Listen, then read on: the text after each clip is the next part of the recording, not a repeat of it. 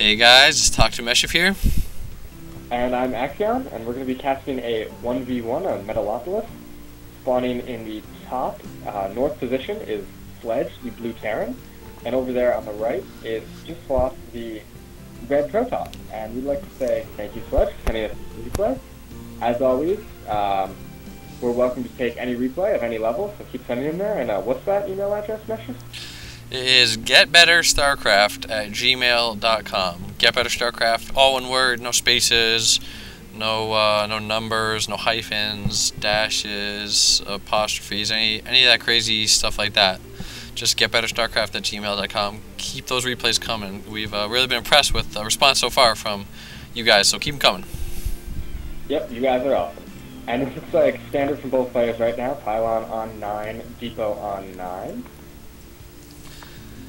Yeah, I mean, I'm not a huge fan of the map, although I'm going to interrupt my analysis of the map to just note an assimilator going down for Jislof before a gateway. Yeah, he's going to get that first, and he's chrono boosting some probes out, so looks like he used that chrono boost a little late. He already had one probe halfway done, and then, so really the chrono boost, now it just kind of sits there and continues to boost, but it's boosting nothing. So I think you want to usually try to maximize your chrono boost and get it completely on two probes. And I should note that as Sledge is building the supply depot, he saw the probe come up from the the southeasternly position. So he should have been his first scouting, where he sent his first scouting SCV should have been in that direction. Just a little bit of detail that he could have picked up on, because he sends his SCV here. He's going to send him down to the 6 o'clock before he finally realizes that his opponent is spawned next to him in the 2 o'clock. So just pay in the early game, pay attention to the minimap and see where your opponent's scout comes from, and maybe that can give you a little bit of information as to where you should send your own scout. Yeah, it looks like pretty standard play from Sledge, as we have a proxy pylon going down at the gold from Jislof. Yeah, we'll see if he's just going to use this to warp in units. I mean, the walk distance isn't that far. I mean, it's kind of right up this nicely designed highway here, but it's not that bad. But the proxy pylon, as always, does help it. It's a pretty conspicuous location. However, anytime that Sledge takes this watchtower, either of the watchtowers, he's going to see that. So maybe a better idea is sometimes up here at this base, or sometimes in the corner right behind this Manxed statue in the 1130 location, if you will. I will, very much. Cyber 94 just completing there for Jislof as the second gateway is halfway done and gets out of Zealot. Warp Gate is beginning to be researched. I would like to see that chrono boosted. And Sledge has combat shields on the way, so maybe some early Marine push as a second barracks goes down. Yeah, it looks like he may be doing some kind of, Marine heavy build. Marines are cheap, and they just cost minerals, so if that is the case, he should think about pulling off some of his SCVs. He opted to go for the double gas, and he is fully saturated, both those gases, so he's going to have a bunch of gas, but I'm not sure what he's going to use that for. So if he is indeed planning on a heavy Marine build, he should maybe go easier on the gas, so he can, you want to kind of keep continual production of Marines right now, if indeed he is going to try to go for some quick, kind of a 6 or 7 minute push with a bunch of Marines with combat shields or something like that. Yeah, as we have a factory going down as well for Sledge, but if we take a look over at Jislof's base, he's actually got a Twilight Council that he threw down a couple seconds ago that's almost completed. So maybe he's planning on getting out a bunch of Zealots, which he's doing right now, and getting Charge, maybe going for an early push with Charge once he gets that. And I'd have to say, against a Marine army, Charge Zealots are going to do quite well.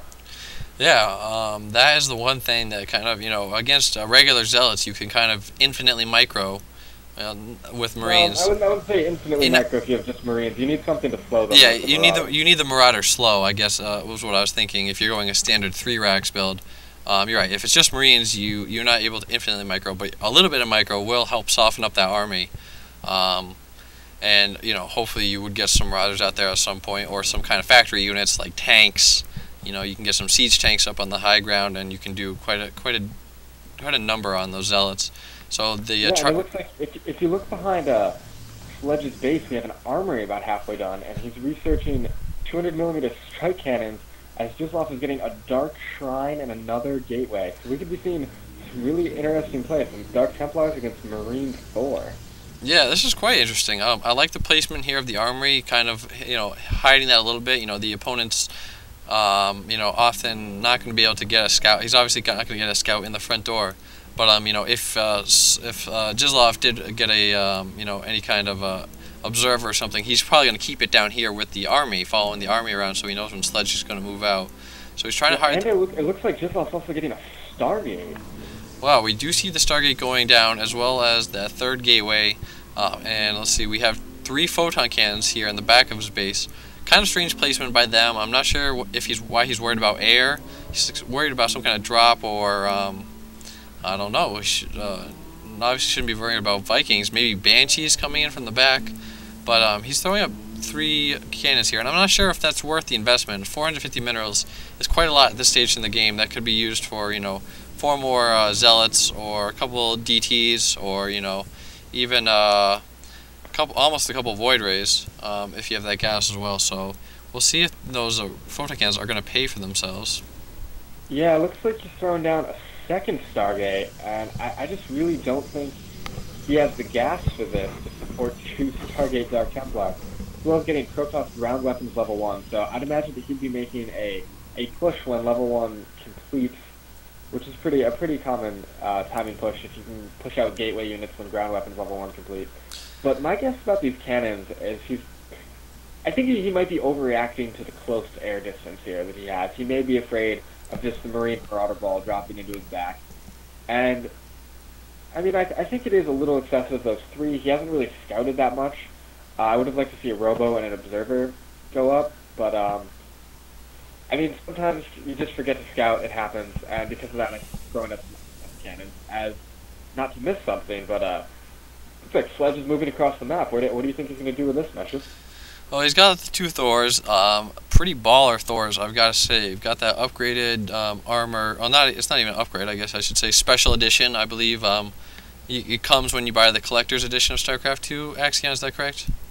I think it is, and I really would have liked had he kind of gone a little bit longer way around. Those Marines wouldn't have been blasted by the cannons as they were. Yeah, the cannon's able to take out 3 Marines right there, and wisely, he's going to scan here so he can't see the high ground. His Marine's going to engage these Zealots here, and the Zealots actually able to kill a fair number of them. The Thors were focused on the cannons, and this one Thor is pretty significantly in the red. And he does finally know that there's a Dark Templar on the map now. His units are being sliced and diced by some unseen enemy, so he does get the scan down wisely and is able to take that Dark Templar out. So he's got a few more Marines and 2 Thors here. And from the proxy pylon, we see 4 Zealots and 1 Dark Templar moving in here. And all that is left to defend his main is this 1 Thor. He gets that supply depot up just in time, so they're not able to break the front door yet. But that was a pretty clutch play by him, and these Zealots are going to go down, but we'll see what happens to the Dark Templar. Yeah, it looks like he's got an orbital command morphing in on his second command center, which is a great thing to do, expand while attacking. But I'd like to see him use that to throw down a scan and try to get this last DT that's just kind of running wild around the outskirts of his base. I do like that he Sledge uses 2 Thors to focus fire down the Dark Shrine so that no more Dark Templars could be produced. That was really wise. And now we should think about going in here and taking out this 1 pylon. This 1 pylon is running all of these buildings for Jislof, excuse me. So if he could go in here and take this pylon, that would pretty much be GG, as he would, Jislof, although he has plenty of resources, and he should be warping in units. I'm not sure why he's warping in Zealots 1 at a time.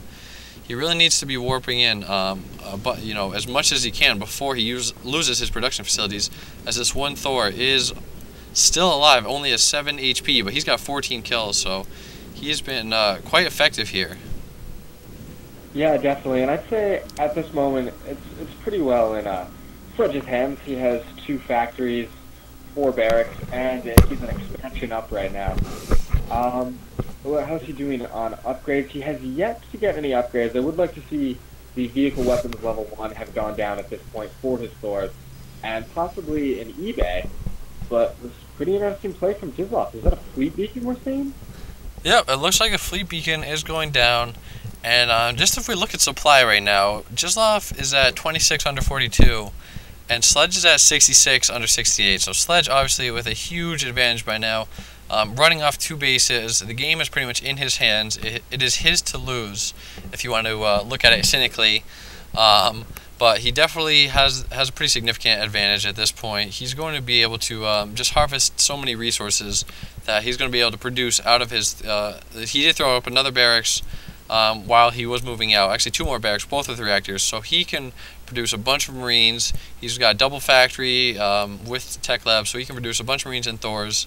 And he really should continue to push up before Jislof has a chance to get back in this game, as he's pretty much out of minerals. Has a bunch of gas right now. Spent his last minerals on this Nexus, which I'm not sure how wise that was, as here we go with Sledge moving out across the map, and I do not think Jislof is going to be able to defend this. Yeah, I mean, although maybe it would have been nice to see some more units from Jislof at this point to defend the push, he was really behind in expansions. Maybe taking a ninja expansion would have been a better idea in one of the other main base locations. But I just think he really needed to catch up in economy at the moment. Yeah, I like that Sledge initially ignores the Nexus and lets it finish. That's wise, so you don't give your opponent a chance to cancel that, and then you can just take it out very easily as it's completely undefended, and it's essentially a waste of all those minerals, just completely lost. Sledge should be focus firing down the starport here, Stargate, and there he does do that. Also, these 2 pylons, again, as I said, these 3 pylons are pretty much running everything in this base. He should be able to take out this pylon without taking any damage from the photon cannon. I guess a little bit out of range, but once he kills these pylons, Jislof is essentially done for, so I'd like to see him focus fire that down, and that's exactly what he's doing, and everything is now depowered. Yeah, it's a terrible sight to see as a Protoss player, and if we've just noted, it looks like Jislof actually just got out of Raven, so maybe anticipating some more Dark Templar play. I like that reaction. And, I'd say it was very interesting, and just kind of like to go over a few things. I like what Sledge did. He got a nice little composition of Marine Thor, and he pushed out and expanded around that time. I would have liked to see him maybe get a little bit more production while he was attacking out of these barracks, because right now he does have 1,300 minerals and 300 gas, so he can almost afford 2 more Thors as well as another round out of that barracks easily. I would like to see him upgrade. Upgrades are definitely important. Cannot stress that as much as possible. I mean, I always forget upgrades. You should just get upgrades. They're invaluable. And I guess on Jislof's point, he had these 3 gateways here the whole time, but he didn't really warp units in out of them that much. He just kind of teched the D keys and then had the Stargates down as kind of a carrier transition, which is pretty tough to do if you get pushed like he did, because you don't have much to defend your base. So I would have liked to see him maybe get a little bit early defense, utilize the production buildings that you have up, maybe not throw down those Stargates until you're completely sure that you have the forces to defend, or if you can get 1 carrier out, it's really going to turn the tide. But against that many Marines, I mean, Marines are actually a surprisingly good counter to carriers, so you get a bunch of those that can skim up, and with those Thors there to tank the damage, they could take down a carrier pretty fast. So I'm not sure about that tech choice right there. Yeah, definitely a very well played game here by Sledge. I like the Mass Marine and Thor build. Smart idea to get the Raven out at the end, just in case any more Dark Templars were able to be produced from some kind of ninja base. And yeah, I really think that's the only thing that Jislof could have done better. He had the resources for most of the game. He should have thought about throwing down, down here at the 6 o'clock, or even the the one actually right across the map would have been the smartest. The 9 o'clock, as it's pretty hard for Sledge to go over there by accident, or in his general scouting of the map, he's not going to really do that intentionally too often. Unless he's just keeping an eye on everything. So that would have been probably the only thing that Jislof could have done that really would have changed the way this game went. So, hope you guys enjoyed it, and we will see you next time. Until then, keep getting better.